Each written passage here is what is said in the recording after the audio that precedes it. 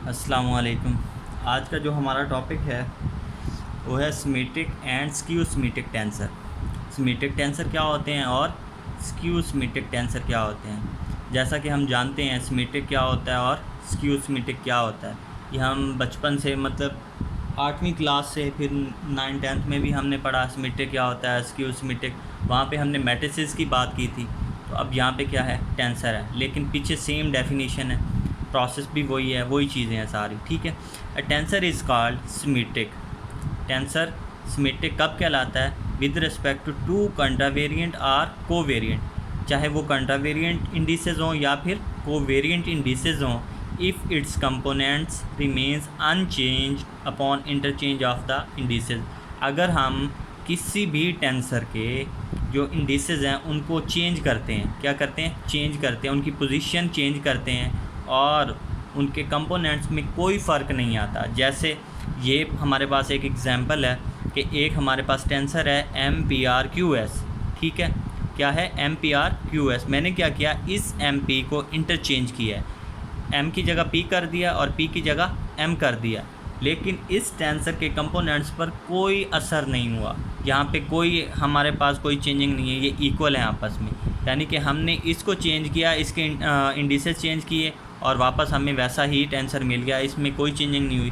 The tensor is symmetric, यानी कि उसके कंपोनेंट्स जो होते हैं उसमें कोई चेंज नहीं आता। तो इस तरह के जितने भी टेंसर्स होते हैं उनको हम क्या कहते हैं, सिमेट्रिक टेंसर कहते हैं। ठीक हो गया। दूसरा है हमारे पास tensor is called skew symmetric with respect to two contravariant or covariant, चाहे वो कंट्रावेरिएंट इंडिसेस हों या फिर कोवेरिएंट हों। मतलब ये कि अपर पोजीशन वाले इंडिसेस हों या फिर लोअर पोजीशन वाले इंडिसेस आप चेंज करें, अपर पोजीशन के चेंज करें या फिर लोअर पोजीशन के चेंज करें, और अगर उन इंडिसेस के चेंज करने पर उसके जो कंपोनेंट्स हैं उनके साइन चेंज हो जाएं। यही कहा हुआ है ना, indices if its components change sine upon interchange of the indices, कि हम इंडिसेस जब चेंज करें तो उसके कंपोनेंट्स क्या हैं, वो क्या करें, उसका साइन चेंज हो जाए। इस तरह के टेंसर को हम क्या कहते हैं, स्क्यू सिमेट्रिक टेंसर कहते हैं। ठीक हो गया, सिमेट्रिक और स्क्यू सिमेट्रिक टेंसर हो गया। इसके बाद जो है हमारा टॉपिक अगला जो हमने आगे पढ़ना था, डेफिनेशन हैं, छोटी छोटी हैं। आगे है कोशेंट लॉ। ठीक है, ये हमने क्लास में भी किया था, हमने इसकी स्टेटमेंट पहले देखी थी, फिर इसका हमने प्रूफ भी किया था। तो अभी हम इसकी स्टेटमेंट कर लेते हैं, इसके बाद इसका प्रूफ भी करेंगे। स्टेटमेंट हमें क्या कहती है, स्टेटमेंट कहती है if an inner product of x, x क्या है यहाँ पर, एक्स कोई एक आर्बिट्रेरी वैल्यू है, ये टेंसर नहीं है। ठीक है, कोई आर्बिट्रेरी वैल्यू, हमें इसके बारे में कोई पता नहीं है कौन सी वैल्यू क्या है। ठीक है, वी दैन आर्बिट्रेरी टेंसर, कि हम एक इनर प्रोडक्ट लेते हैं एक्स का, एक्स क्या है, आर्बिट्रेरी वैल्यू है, किसके साथ, आर्बिट्रेरी टेंसर के साथ हम क्या करते हैं, इनर प्रोडक्ट लेते हैं, तो रिज़ल्ट क्या मिलता है, a tensor is itself a tensor, result भी हमें टेंसर मिल जाता है। तो हम इस बुनियाद पर उस एक्स को भी क्या कहते हैं, टेंसर।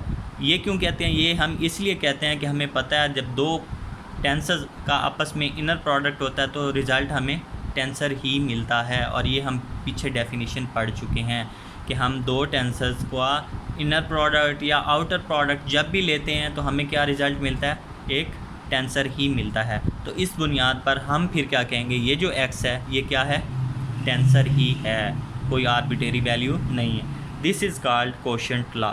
ठीक है, ये एक इसकी स्टेटमेंट थी, आपको याद होनी चाहिए। इसके बाद हम इसका प्रूफ भी आने वाले 1-2 लेक्चर्स में इंशाल्लाह वो भी प्रूफ भी करेंगे। आगे हैं एसोसिएटेड टेंसर। एसोसिएटेड टेंसर जो हैं बेस्ड हैं उस पर कंट्रैक्शन पर। तो इस वजह से मैंने आपको पहले भी कहा था जो कंट्रैक्शन है वो बहुत इंपॉर्टेंट है, क्योंकि जितने भी आगे हम टॉपिक्स पढ़ते जाएंगे तो तकरीबन हर टॉपिक में ही कंट्रैक्शन यूज़ होती है। तो कंट्रैक्शन जिसको आती है उसको तकरीबन टेंसर का सब कुछ ही आता है। अब यहाँ पे देखें एसोसिएटेड टेंसर क्या होते हैं। A tensor obtained by the process of inner product.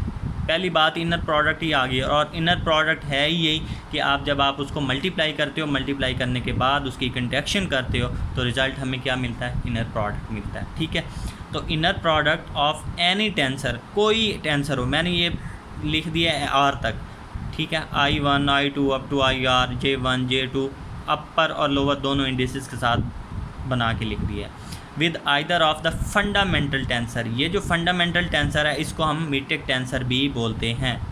Fundamental tensor को क्या बोलते हैं हम? Metric tensor. ये आपने याद रखना है, फंडामेंटल टेंसर या फिर मीट्रिक टेंसर, जिसको हम कहते हैं GIJ। अब ये क्या होता है ये देखते हैं आगे। तो ये GIJ और GIJ ये है कोवेरिएंट और वो क्या है? कंटा वेरिएंट। और कभी कभी ये मिक्स भी हो सकता है। जब हमने इसको मल्टीप्लाई करना है किसी टेंसर के साथ और इससे हमें रिज़ल्ट मिलेगा, उसको हम कहेंगे associated tensor. Is called associated tensor of given tensor. ठीक हो गया। अब इस डेफिनेशन को आप मैथमेटिकली हम देखते हैं, बहुत ईजी आपको समझ आ जाएगी। कंसीडर अ टेंसर, हमने एक टेंसर लिया AIJK, ठीक है, एक टेंसर हमने ले लिया AIJK and from the following inner product. क्या किया है हमने? इसका हमने अब इनर प्रोडक्ट लेना है किसके साथ? इस GIJ के साथ। देखें एक और बात याद रखिएगा, जहाँ पे ये इंडिसेस IJK हैं तो इस वजह से यहाँ पे भी इंडिसेस IJ लिए हुए हैं। चेंजिंग हो सकती है लेकिन आपने इनको ध्यान में रखना है, क्योंकि हमने कंटेक्शन करनी है और कंटेक्शन जब इंडिसेस सेम होंगे तब भी पॉसिबल है, वरना पॉसिबल नहीं है। तो ये आपने ध्यान में रखना है कि इंडिसेस जब आप इसके देखेंगे कि क्या इंडिसेस हैं, तब हम इस तरह के कुछ भी हम बनाएंगे, लेकिन इंडिसेस इस तरह का लेंगे ताकि इसकी कंटेक्शन पॉसिबल हो सके। And from the following inner product, ठीक है, तो क्या है ये देखें, मैंने मल्टीप्लाई कर दिया GAI के साथ। आई लिया ना मैंने, आई इसलिए लिया क्योंकि मुझे पता था इधर भी आई मौजूद है। ये J ले लें या K ले लें, आपको पता होना चाहिए। आप देखेंगे टेंसर को, आपको अंदाज़ा हो जाएगा कि कौन से इंडिसेस यूज़ हो रहे हैं। तो हम मीट्रिक टेंसर के साथ भी इस तरह के ही इंडिसेस कुछ लेंगे ताकि हम उन इंडिसेस को कंटेक्ट कर सकें। अब मीट्रिक टेंसर का फ़ायदा क्या होता है या हमें इसकी ज़रूरत क्या है? हमें इसके लिए ज़रूरत होती है क्योंकि हम जानते हैं कि एक तो हमारे पास कंटा वेरिएंट टेंसर होता है और एक क्या होता है? कोवेरिएंट टेंसर होता है। कंटा के इंडिसेस ऊपर होते हैं जबकि को के नीचे होते हैं, लोअर पोजीशन में होते हैं। अगर कोई आपको कहे कि आपके पास ये कोवेरिएंट टेंसर है और इसको आप चेंज करें किस में? कंटा वेरिएंट में। अभी तक हमने ऐसा कोई प्रोसेस नहीं पढ़ा तो हम कैसे चेंज कर सकते हैं?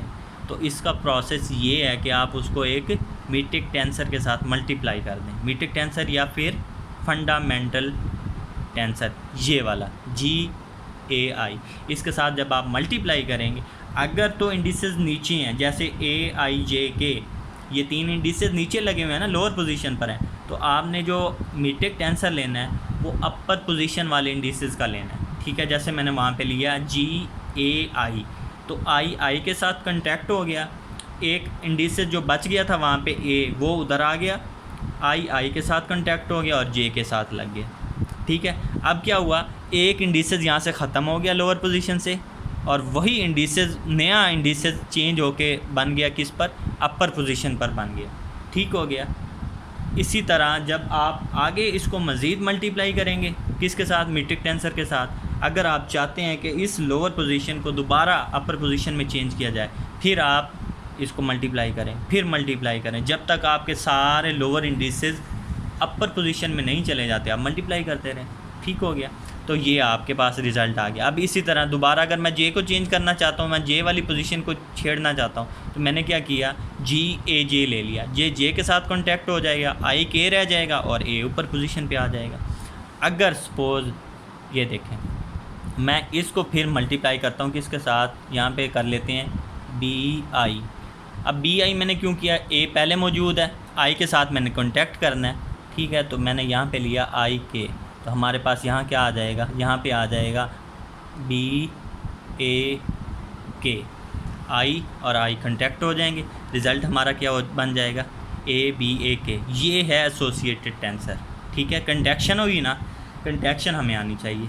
ठीक हो गया। और कोई भी आपसे पूछ ले कि अगर आपने लोअर पोजीशन के इंडिसेस को अपर में चेंज करना है या अपर वालों को लोअर में चेंज करना है, तो फिर हमें किससे मल्टीप्लाई करना पड़ेगा? तो हमें मीट्रिक टेंसर से मल्टीप्लाई करना पड़ेगा। अभी तक तो हमने ये लोअर के लिए देखा, चलें अब मैं एक और लिख लेता हूँ। ये देखें GAI और यहाँ पे ले लेता हूँ IJK। ठीक है, ये लोअर में थे ये वाले इंडिसेस, तो मैंने क्या किया? मीट्रिक टेंसर अपर इंडिसेस वाला लिया। अब क्या है हमारे पास? जो इंडिसेस हैं टेंसर के वो अपर पोजीशन पर हैं, तो मीटेक मैंने क्या ले लिया, लोअर पोजीशन वाला। तो जब आप इससे करेंगे तो ये आपका आंसर बन जाएगा JKA। ठीक है, आई से कांटेक्ट हो जाएगा। क्लियर है? ठीक है, इसमें मुझे लगता है कोई इशू नहीं है आपको। आगे देखें, आगे है मीट्रिक टेंसर। अब मीट्रिक टेंसर की भी एक इटसेल्फ डेफिनेशन आपको पता होना चाहिए, वो है क्या। मीट्रिक, सिंपली मीट्रिक टेंसर का मतलब क्या है।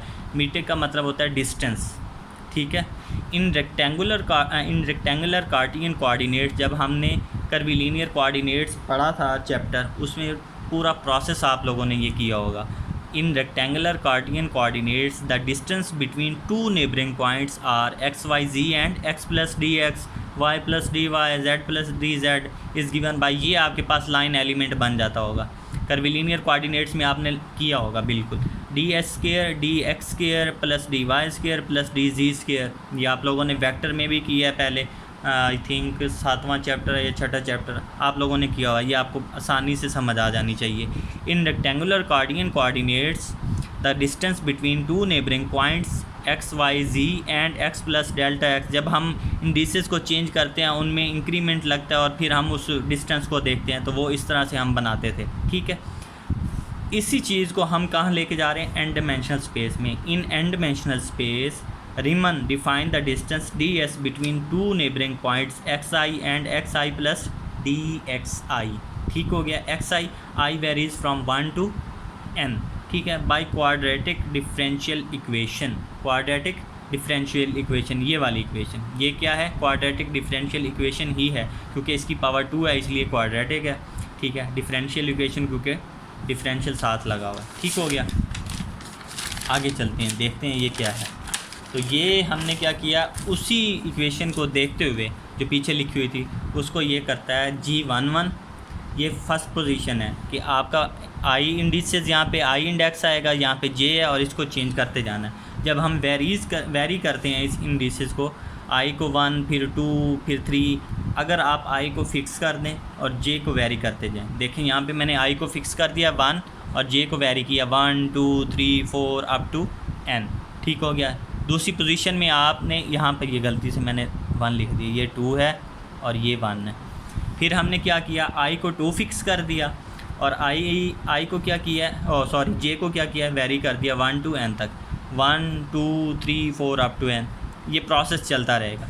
जब एंड पे आएंगे तो फिर यहाँ पे आई को मैंने n फिक्स कर दिया, क्योंकि ये प्रोसेस भी इसी तरह चलता जा रहा है, आई वेरीज हो रहा है 1 2 3 4 5 अप टू n तक। और दूसरी साइड पे क्या है, हॉरिजेंटल लाइन में क्या चेंज हो रहा है, J चेंज हो रहा है, वर्टिकल लाइन में I चेंज हो रहा है। तो ये आपने I यहाँ पे n किया और J वेरी कर रहा है 1 2 3 अप टू n, तो यहाँ पे लास्ट पे Gn and dxn whole power 2 हो जाएगा। तो ये हम इस पूरे को समेशन फॉर्म में लिखेंगे, फिर समेशन कन्वेंशन जब अप्लाई होगी तो हमारे पास रिज़ल्ट क्या बनेगा, Gij dxi dxj। ये उसी तरह की ही इक्वेशन हमारे पास बन गया। इस इक्वेशन को हम क्या कहते हैं, this equation is called Riemannian metric और लाइन एलिमेंट। इसको लाइन एलिमेंट भी कहते हैं, रिमानियन मीट्रिक भी कहते हैं, मीट्रिक भी कहते हैं, स्पेस टाइम भी कहते हैं, यूनिवर्स भी कहते हैं। जब आप इंशाल्लाह आगे एमफिल में जनरल थ्योरी ऑफ रिलेटिविटी का कोर्स पढ़ेंगे तो फिर आपको पता लग जाएगा, ये लाइन एलिमेंट भी इसको कहते हैं, रिमन मीट्रिक भी इसी को कहते हैं, यूनिवर्स भी इसी को कहते हैं, स्पेस टाइम भी इसी को कहते हैं। ठीक है, एंड Gij, ये जो Gij, ये Gij is called metric tensor और फंडामेंटल टेंसर। क्या, मीट्रिक टेंसर या फिर फंडामेंटल टेंसर। अल्लाह।